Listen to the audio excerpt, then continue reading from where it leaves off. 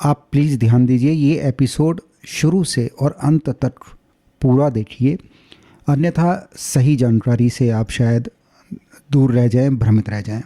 राधे राधे दोस्तों, मैं आचार्य राधा वल्लभ मिश्रा आपका हमारे चैनल एस्ट्रो प्रॉफिट में बहुत बहुत अभिवादन करता हूं। आज इस एपिसोड में हम जानेंगे ऐसा उपाय जो बना रहा है लोगों को करोड़पति। आप भी यदि करोड़पति बनना चाहते हैं तो इस उपाय को समझिए। ये उपाय ना करोड़पति बना रहा है, बल्कि आपकी जन्मपत्री में यदि नवग्रहों की कोई भी समस्या चल रही है तो नवग्रहों की शांति भी देता है।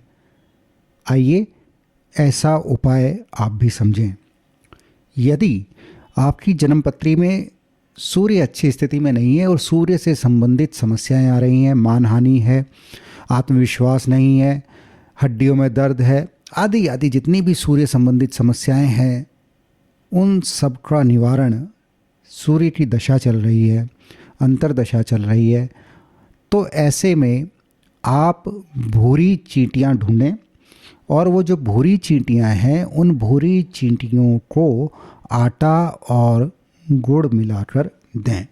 आप प्लीज़ ध्यान दीजिए, ये एपिसोड शुरू से और अंत तक पूरा देखिए, अन्यथा सही जानकारी से आप शायद दूर रह जाएं, भ्रमित रह जाएं।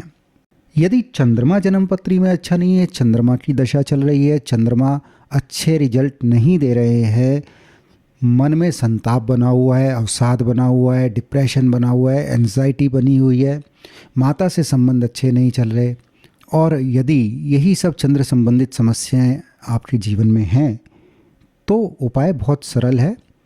आप चावल लीजिए, चावल का आटा लीजिए और उसमें चीनी मिलाइए और वो चींटियों को डालिए। ये उपाय सोमवार में बहुत ज़्यादा अच्छा फल देता है।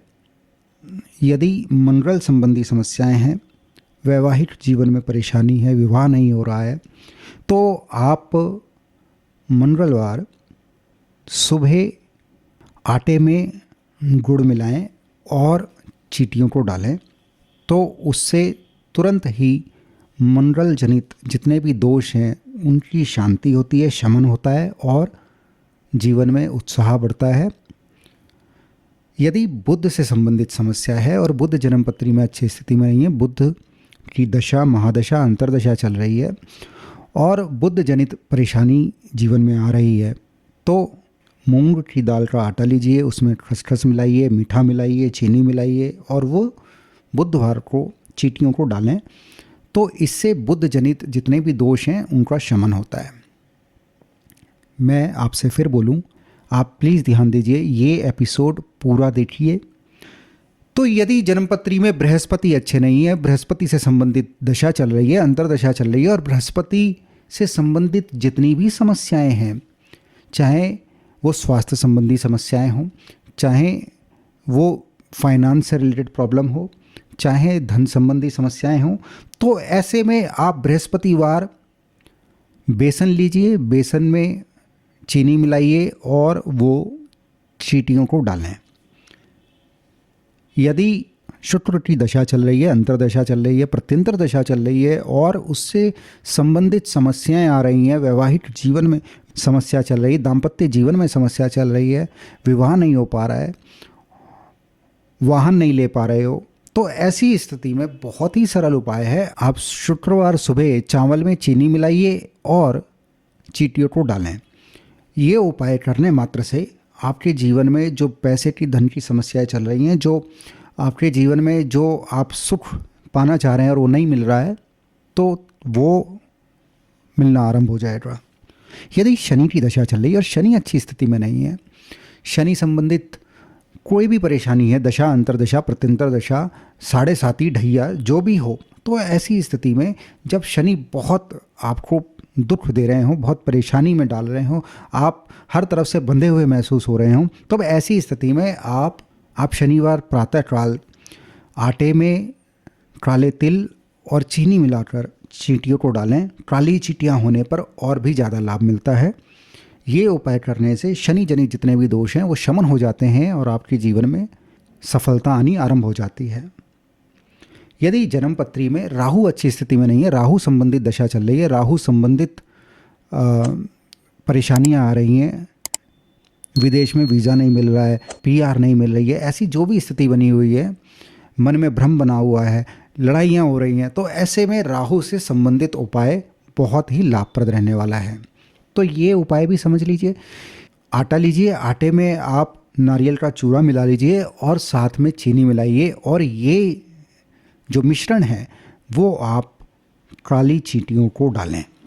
ऐसा करने से थोड़े ही दिनों में चीज़ें अच्छी होनी आरंभ हो जाएंगी और आपके जीवन में जो राहु संबंधी समस्या चल रही है वह शांत और शमन हो जाएगा, उससे आप बाहर आ जाएंगे।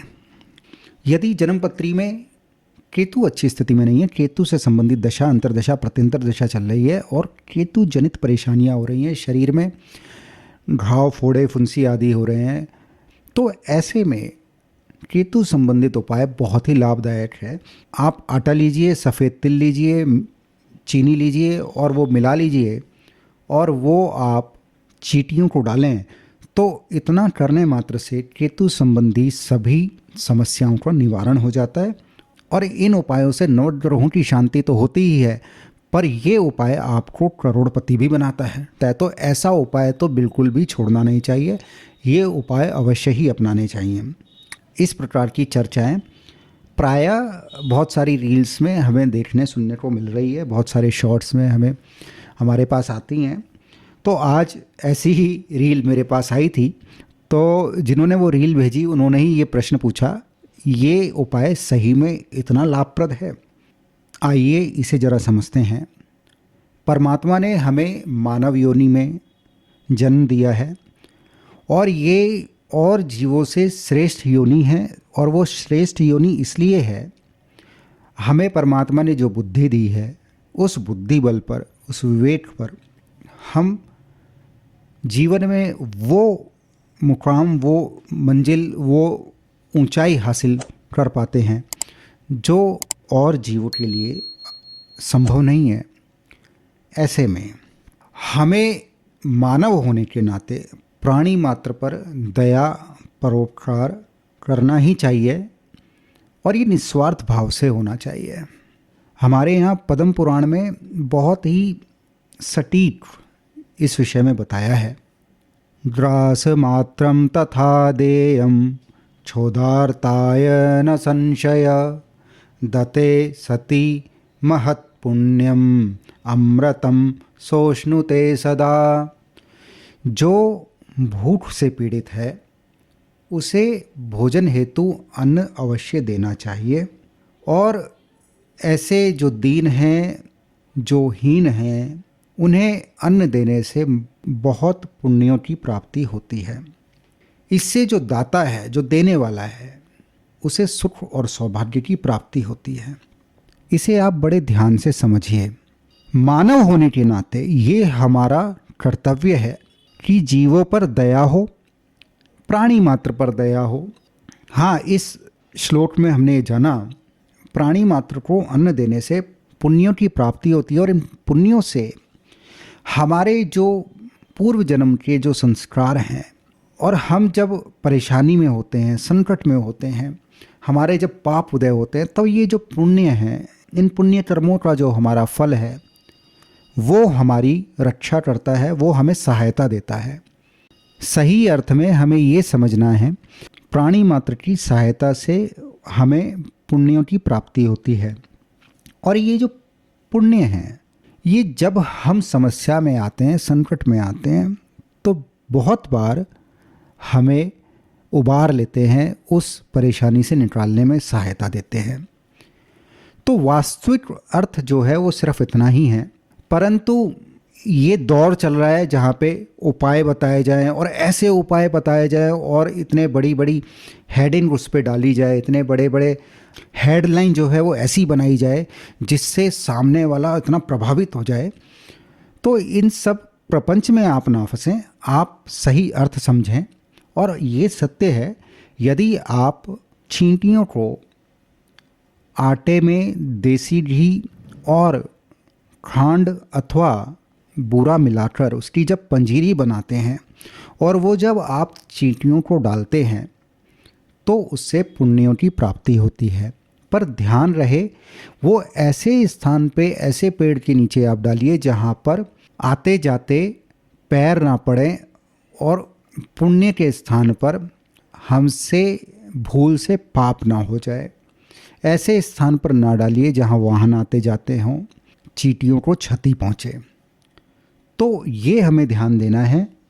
हाँ, उपाय अपने आप में बहुत अच्छा है, बहुत महत्वपूर्ण है, पर बहुत बार हम चीज़ों को बहुत बड़ा चढ़ा के बोल देते हैं और हमें उसे सुनने में भी रस आता है।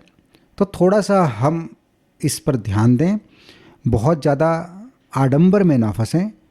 सही अर्थों में, सही मायने में मानव होने के नाते ये हमारी कर्तव्य है और इसे करने से अवश्य ही पुण्यों की प्राप्ति होती है और वो पुण्य वो हमें हमारे समस्या के समय पे हमारे लिए सहायक सिद्ध होते हैं, हमें सहायता देते हैं। आशा है आज इस एपिसोड के माध्यम से ये जो भ्रांति फैलाई जा रही है आप उससे भी बाहर आए और सही मायने में जो सही अर्थ है वो भी समझ पाए। इसी तरह की और भी जानकारी आने वाले एपिसोड्स में आपको प्राप्त होगी। आप हमारे साथ बने रहें। प्रत्येक मंगलवार, बृहस्पतिवार और शनिवार रात्रि 9 बजे हमारा नया एपिसोड प्रसारित होता है। आप उसे अवश्य देखिए और अपने इष्ट मित्रों में भी शेयर कीजिए। आपने इतने धैर्य से मुझे सुना, उसके लिए बहुत बहुत धन्यवाद।